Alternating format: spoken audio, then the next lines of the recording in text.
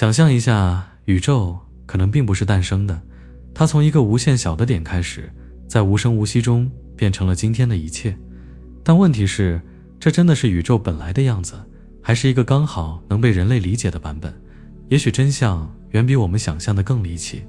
希望接下来的40分钟里，能带给你一场身心愉悦的宇宙探索之旅，也祝你有一个好梦。当你抬头仰望夜空，你所能看到的繁星、星系、宇宙尘埃，其实仅仅占宇宙总智能的不足 5%， 那其余神秘的 95% 是什么呢？它们是无法直接看到，也难以探测到的暗物质、暗能量，以及那无处不在的量子场。这一切的背后，是否隐藏着某种深刻的模式，一种精密的编码，一种完美到令人惊叹的数学精度？这一切难道都仅仅是随机的偶然吗？或者它是被精心设计的？当我们尝试用前沿的科学假说与深刻的哲学思考一同来审视我们所处的这个宇宙时，你固有的认知或许将面临一次彻底的颠覆。首先，让我们尝试用数学这把钥匙来解读宇宙。你会发现，在那些描述宇宙运行的精确到极致的物理方程中，任何一个基本常数，哪怕只发生最细微的变动，都可能导致我们整个现实世界的崩溃。就拿引力来说，如果它的强度仅仅增强了那微乎其微的亿万分之一的1%，恒星将会燃烧过快，行星根本无法形成，我们所知的生命也将不复存在。这是我们必须面对的第一个宇宙悖论。我们的存在就像是悬于一系列经过完美校准的物理常数的针尖之上，这种极致的精确性强烈地暗示着设计的存在。然而科学却告诉我们，这种看似的完美可能仅仅是一个统计学上的幸运偶然。在可能存在的无限多重宇宙中，充斥着无数个物理参数混乱的失败现实，而我们恰好生活在了那个参数正确的幸运儿之中。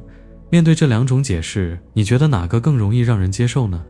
你可能会想，如果宇宙是被设计的，那么设计者又是谁，或是什么呢？如果真的存在这样一位设计者，那么谁又设计了这位设计者？此刻我们似乎不可避免地陷入了一个无限套娃式的逻辑循环之中。也许正因如此，我们才不得不去承认自身理解的局限性，承认在宇宙的奥秘面前，我们就像试图理解摩天大楼结构的蚂蚁一样。即便是被公认为拥有最聪明大脑的爱因斯坦，当他面对时间之初的景象时，也感到了现有理论的无力。他认为空间是一个广阔的思维构造，被质量和能量所扭曲。在神秘的黑洞附近，时间会慢到几乎停滞，如果以光速运动，时间则会完全停止。而在宇宙大爆炸的那个瞬间，我们所理解的时间这个概念可能根本就不存在。因此，在宇宙最初的膨胀发生之前，并不存在一个我们可以定义的之前。所以追问大爆炸之前发生了什么，可能真的就像在问北极点的北面是什么一样，是一个基于我们日常经验，却在宇宙极端条件下失去意义的问题。我们那些曾经赖以信任的物理规则和逻辑直觉，在面对宇宙起源的根本性质时，便彻底失效了。那么，如果你能逆转时间的洪流，回到那个宇宙最初的无限致密的起点，你将会看到怎样一番景象？是创世的瞬间，还是某种我们完全无法想象的超越现有理解的状态？针对这个宇宙的起点问题，一些物理学家们也提出了各种大胆的假说，比如无限循环宇宙假说。不妨也思考一下你自身的存在。构成你身体的每一个原子，都曾是数十亿年前在垂死恒星炽热的核心中锻造出来的。毫不夸张地说，你就是宇宙演化的一部分，而宇宙似乎又通过我们称之为意识的这种奇特现象来反观和体验自身。我们肉身与浩瀚宇宙之间这种深刻而本质的联系，仅仅是一种偶然的巧合，还是某种更为宏大设计的证据呢？而当我们深入到微观世界，量子物理学所揭示的景象更是颠覆了我们对真实和虚无的传统认知。它告诉我们，即使是我们认为空无一物的空间，实际上也充满了永不停歇的活动。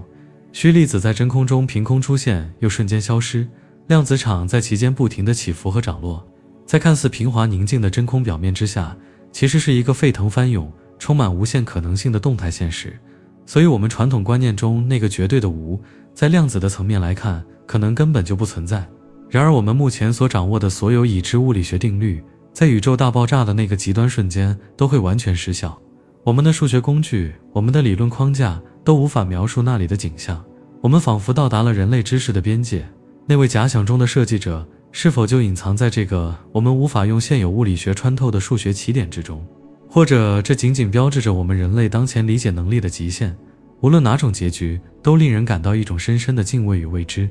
如果我们坚持引入一位造物设计者的概念，那么随之而来的往往是比答案本身更多、更棘手的问题。比如，如果设计者真的为生命的出现而精心调整了宇宙的参数，那么为什么在我们广阔的可观测宇宙中，生命现象却显得如此罕见，甚至趋近于无呢？宇宙的绝大部分环境，对于我们所知的生命形式而言，都是极端恶劣和充满敌意的。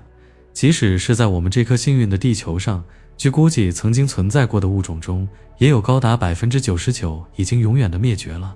这究竟是智慧设计的明证，还是其缺席的旁证呢？或许这仅仅是因为我们的视角过于局限。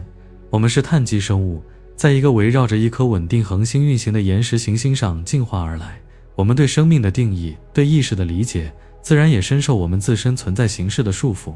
但如果生命可以采取我们目前完全无法想象的形式呢？如果意识可以在恒星内部炽热的等离子体中，或在星际云寒冷的超低温气体中以某种方式产生呢？如果整个宇宙本身就拥有一种我们目前无法理解的弥散的意识形式呢？在这样的追问下，大胆的科学推测与前沿的物理学理论之间的界限正变得越来越模糊。让我们再深入思考另一个笼罩在宇宙之上的巨大谜团——暗能量。这种神秘的无形的力似乎正在驱动着我们的宇宙加速膨胀。根据目前的估算，它大约占据了宇宙总智能的惊人的 68%。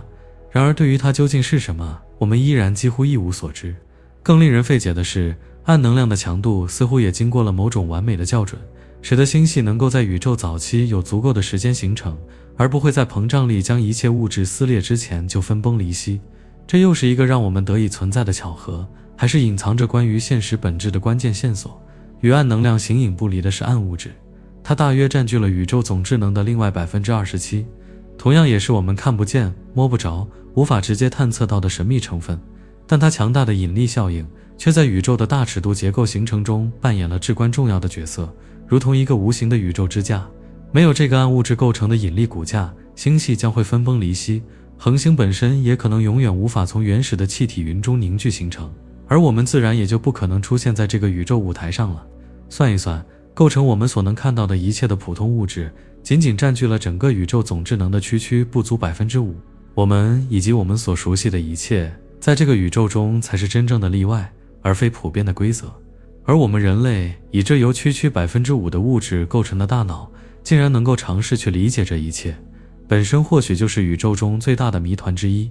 为什么为了在地球上生存、繁衍、躲避捕食者而进化出来的人类大脑，竟然能够发展出抽象思维，掌握诸如量子力学、广义相对论这样描述宇宙极端状态的深奥理论？我们创造出来的那些抽象的数学模型，这些纯粹人类思维的产物，竟然能够如此精准地捕捉到物理现实最深层的运作方式，这是否在暗示我们的思维方式以某种途径与宇宙的某种内在设计或逻辑相协调？或者这仅仅又是一个巧合，现实恰好选择了以数学作为它的基本语言？当双缝实验石破天惊地揭示出微观粒子的行为会因为是否受到观察而发生根本性的改变时，我们对现实的理解更是受到了前所未有的冲击。现实本身似乎会因为我们是否在看它而改变。这究竟告诉了我们关于意识与物理世界之间存在着怎样一种不可思议的联系？观察者本身是否在某种程度上是构成现实的基础？围绕着这些令人费解的量子现象，物理学家们提出了各种各样大胆的量子诠释。一些诠释认为，正是意识的参与导致了量子波函数的坍缩，本质上是通过观察行为使确定的现实得以存在。另一些更为离奇的诠释，比如著名的多世界诠释，则提出每一种量子可能性都会催生出它自己的宇宙，从而创造出一个无限分支的多重宇宙，其中每一种可能的结果都在某个地方发生。还有一些诠释则聚焦于粒子之间那种被爱因斯坦称为鬼魅般的超距作用的量子纠缠现象。两个相互纠缠的粒子，无论相隔多远，似乎都能瞬间感知到对方的状态变化，这完全违背了我们对因果关系的直观理解。所有这些诠释在数学上往往都是自洽的，然而他们所描绘的现实图景无一不显得深奥怪异。如果多重宇宙理论是正确的，那么我们所处的这个宇宙就真的只是无限宇宙泡沫中的一个而已。每一个这样的宇宙泡沫都可能拥有自己独特的物理常数、基本定律和演化历史。在这种情况下，我们这个宇宙展现出的那种令人惊叹的完美协调，就并非是设计的证据，而更像是一种选择偏差的结果。我们之所以发现自己生活在这个物理参数恰到好处，允许生命存在的宇宙之中，仅仅是因为在那些物理参数混乱、不适宜生命存在的其他宇宙里，根本就没有观察者能够提出为什么我们的宇宙如此特别这样的问题。这就是所谓的人则原理，它为设计论提供了一个看似科学的替代解释。但是至少在目前，无论是那高高在上的设计者，还是那隐藏在世界之外的多重宇宙，都远远超出了我们当前科学实验所能直接验证或证伪的范围。我们这些由无数星辰亿万年演化而来的微不足道的尘埃，却拥有着一颗敢于用我们简陋的仪器和有限的智慧去窥探宇宙深处、思考宇宙整体的心。正是从这个看似卑微的视角，我们发出了对宇宙本身、对我们自身存在意义的终极追问。在宇宙的极大尺度与极小尺度之间，似乎也存在着一种令人着迷的奇特对称性。我们观测到的宇宙大尺度结构，那些由无数星系团连接而成、绵延数十亿光年的宇宙网状纤维，其形态竟然与我们大脑中神经元相互连接形成的复杂网络惊人的相似。而在另一个极端，在普朗克尺度下，那翻腾不休的时空量子泡沫，其某些理论描述也似乎在隐约呼应着这种复杂的网络结构。这些跨越了无数数量级的相似性，仅仅是偶然的巧合，还是在暗示着现实本身具有某种深刻的分形特征？同样的模式，在从最微观的量子层面到最宏观的宇宙尺度上不断地重复和展现着自身。更有一些理论物理学家大胆地提出，我们所感知的物质和能量可能并非现实最基本的构成要素，现实最终可能完全是由信息构成的。宇宙本身与其说是一个由物理粒子和场构成的实体，不如说更像是一个巨大的信息处理系统，一次宏伟的宇宙级计算，或者一个精妙绝伦的模拟程序。在这种观点下，我们所观察到的基本粒子和它们之间的相互作用力，都可能只是信息在最基本层面进行编码、传递和处理的某种外在表现而已。如果这个猜想是真的，那么宇宙的设计者，其角色可能就更像是一位技艺高超的程序员，而非传统意义上的创世神明。但是问题依然存在，是谁编写了这套宇宙运行的代码？它又运行在怎样一种我们无法想象的硬件之上呢？此时此刻，你可能会想，我们是不是真的想得太多了？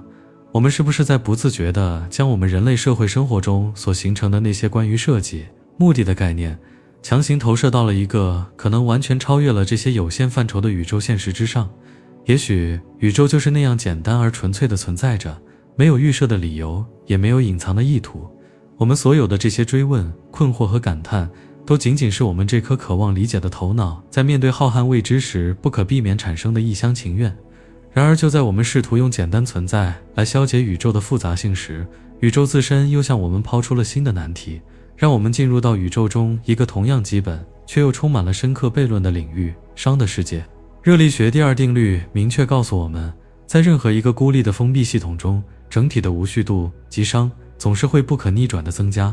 宇宙如果视为一个封闭系统，也应遵循此规律，从有序走向无序，最终达到热寂状态。然而与此相悖的是，我们这些高度有序、极端复杂的生命体，却奇迹般地存在于这个本应趋向混乱的宇宙之中。生命本身似乎就是在局部区域内奋力抵抗着熵增洪流的奇特现象。它们通过利用外部的能量流，比如地球生命利用太阳能，来创造和维持自身的组织性和复杂性。但是这种局部的熵减是以整个更大系统熵的更大增加为代价的，并且依赖于一个开放系统和持续的能量梯度。太阳为地球生命提供了这个能量梯度，那么是什么为宇宙本身提供了最初的那个低熵的起点和持续演化的能量梯度呢？如果熵总是增加，这是否就意味着宇宙必须始于一种熵极低，也就是极端有序的特殊状态？为什么会是这样一种概率极低的初始状态？针对这个早期宇宙的低熵之谜，一些物理学家认为这可能是循环宇宙模型的一个证据。宇宙可能经历着诞生、膨胀、收缩，在诞生的循环，黑洞可能在熵的重置中扮演关键角色。另一些人则提出，我们的可观测宇宙可能只是一个更大宇宙中的一个偶然出现的低熵区域。还有一种观点认为，我们所感知到的时间之始，时间总是单向从过去流向未来，其根本原因仅仅是宇宙整体熵增的宏观体现。如果存在一个熵减的假想区域，时间可能会表现为倒流。接下来，让我们思考一个更令人不安的悖论——波尔兹曼大脑悖论。这个思想实验指出，如果宇宙存在足够长的时间和足够大的空间，那么根据统计力学和量子涨落，纯粹由随机的粒子碰撞和组合，原则上完全有可能偶然地组装出一个拥有完整记忆和意识体验的孤立存在的大脑。这个波尔兹曼大脑虽然只会存在极其短暂的一瞬间，但其主观体验可能与你此刻完全相同。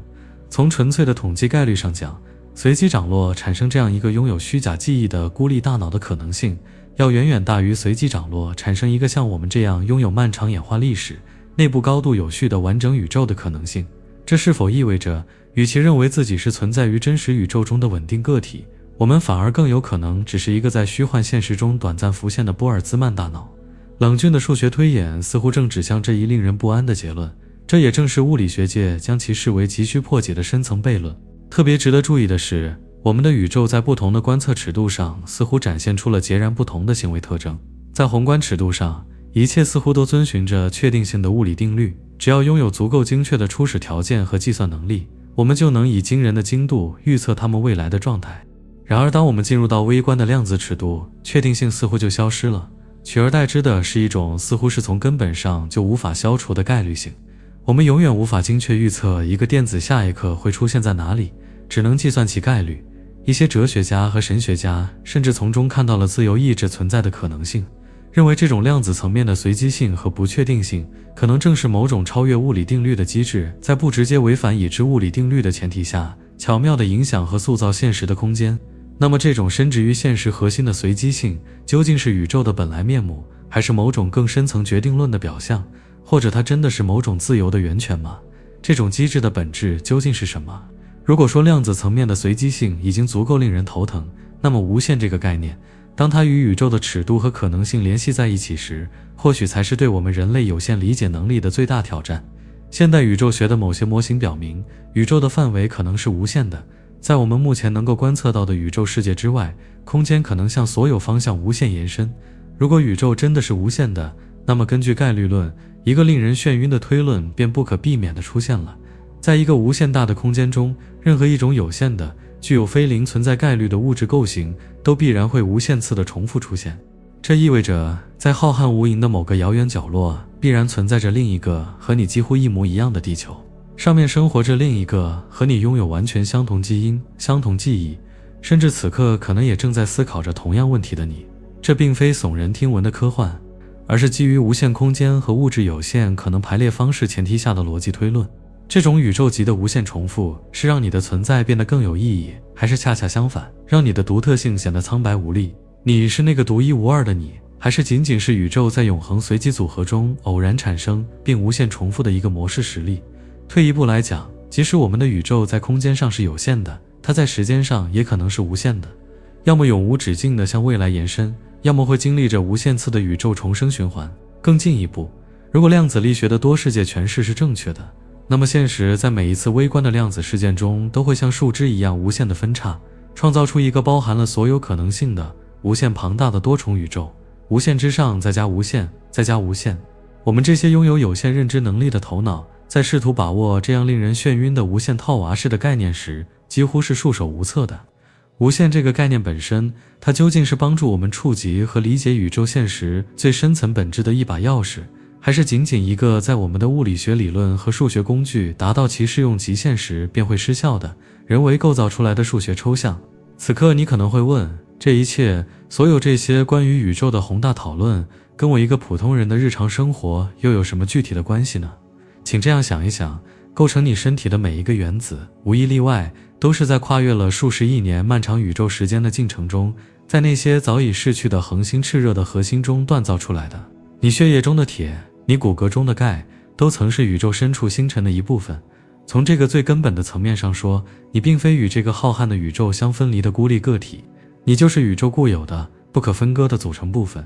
宇宙正是通过像你这样的由其自身物质构成的高度集中的意识体来反观自身，来体验和理解这个世界的。无论这一切的背后是某种精心的设计，还是纯粹的偶然巧合，你作为一个能够思考这些深刻问题的意识体，存在于宇宙历史的此时此刻，这件事情的本身，难道不就是一个值得我们去惊叹和珍视的奇迹吗？然而关于宇宙的那些最基本的奥秘，至今仍然悬而未解。我们依然不知道为什么宇宙是有而不是无，为什么那些支配宇宙运行的物理常数恰好就是它们现在的这个值。我们的宇宙究竟是独一无二的，还是在更广阔的多重宇宙图景中无数个可能宇宙中的一个？它究竟有没有一个明确的开端，或者它是否就是永恒存在的？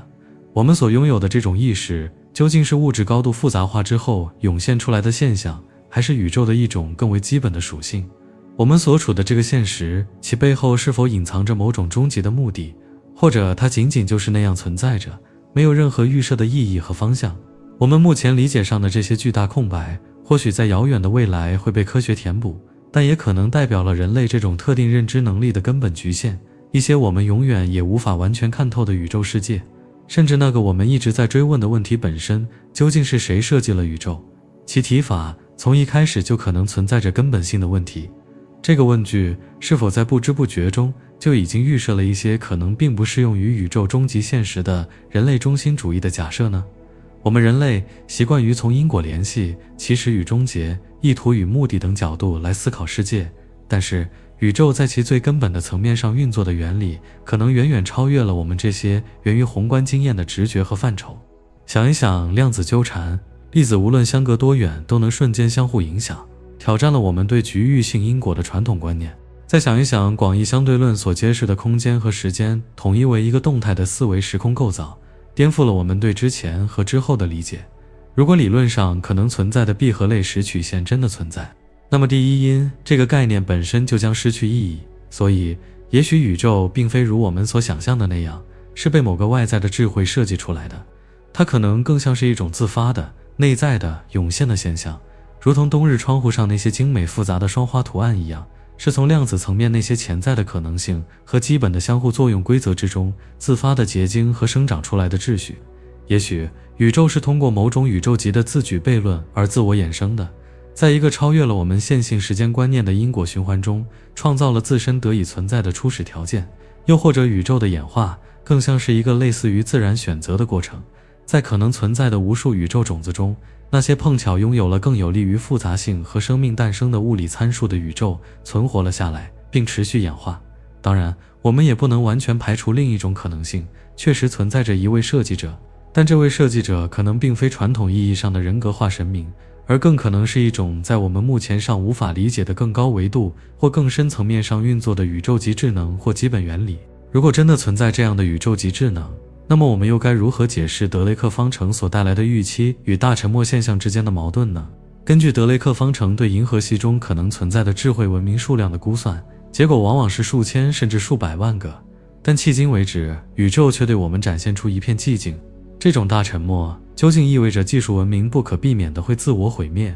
还是星际通讯或旅行存在根本性障碍？我们人类真的是孤独的吗？或者更令人不安的是，那些先进文明出于某种原因选择了将自己隐藏起来。如果我们人类真的是孤独的，是我们这个可观测宇宙中唯一的智慧生命，那么这对于设计的讨论又意味着什么呢？一个被精心设计的宇宙，难道不应该充满生命和智慧吗？或者一个单一的能够反思宇宙自身的智慧物种，其本身就可能已经是整个宇宙设计的终极目标了。反过来说，如果宇宙并非被设计，那么我们是应该期望生命普遍存在，还是期望它极为罕见呢？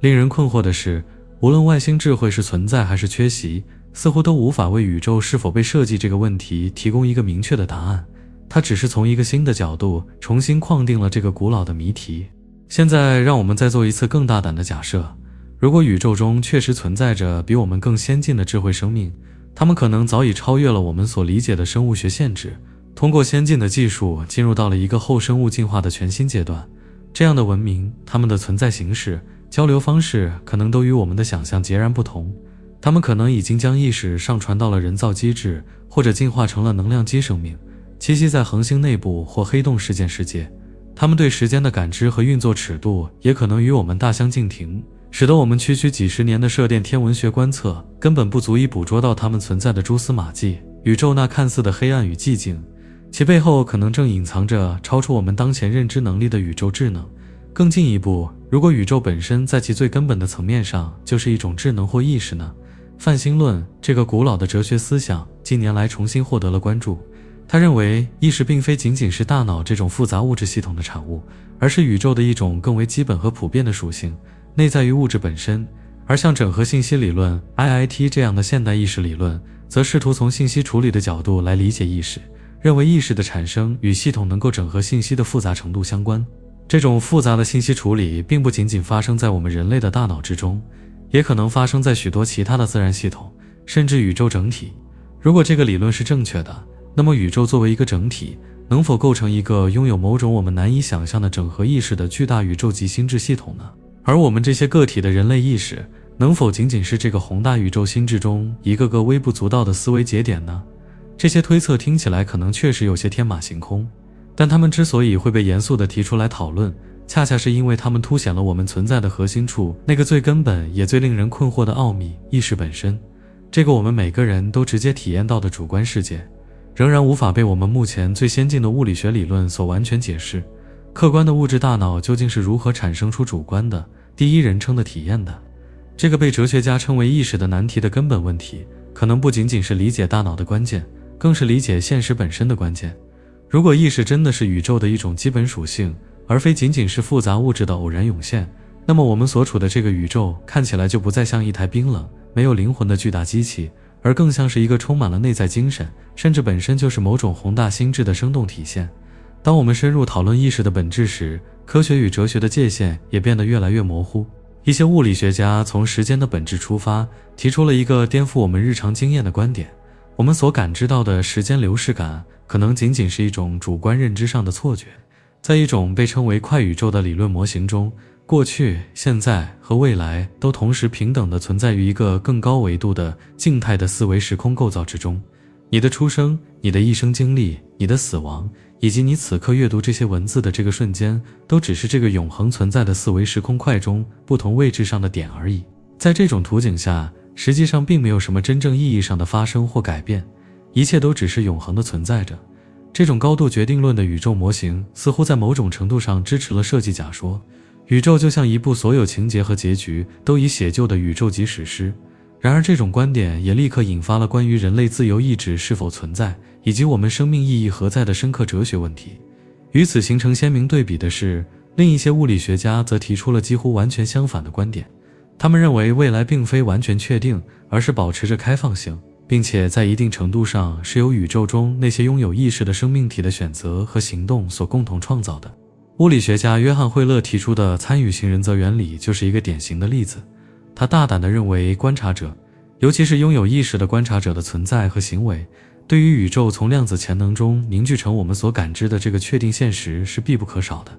意识和现实之间可能存在着一种深刻的宇宙级的反馈回路。用惠勒自己的话说，宇宙孕育了意识，但意识赋予了宇宙意义。这种观点为我们提供了一个在纯粹的设计论和纯粹的偶然论之间的引人入胜的中间地带。宇宙的演化可能部分是由于其内在的物理必然性，部分是由于无法预测的量子随机性，还有一部分则是由它所孕育出来的能够进行观察和选择的有意识生命体的参与所共同塑造的。现在让我们再来面对一些挑战我们现实稳定感的奇异现象，比如所谓的曼德拉效应，指的是有相当数量的一群人都共同拥有着对某个实际上从未发生过的历史事件或细节的清晰而错误的集体记忆。这些集体性的记忆偏差仅仅是因为人类的记忆本身就具有不可靠性，大家碰巧都记错了，还是说这背后可能隐藏着某种更为奇异的现象？一些更大胆的推测认为，意识可能并非完全被束缚在我们这个单一的物理宇宙之中。在多重宇宙的图景下，意识有没有可能在某些极其罕见的特殊情况下，在那些属性非常相似的平行宇宙之间发生某种形式的跳跃，从而将一个现实中的某些记忆片段错误地带入了另一个现实之中？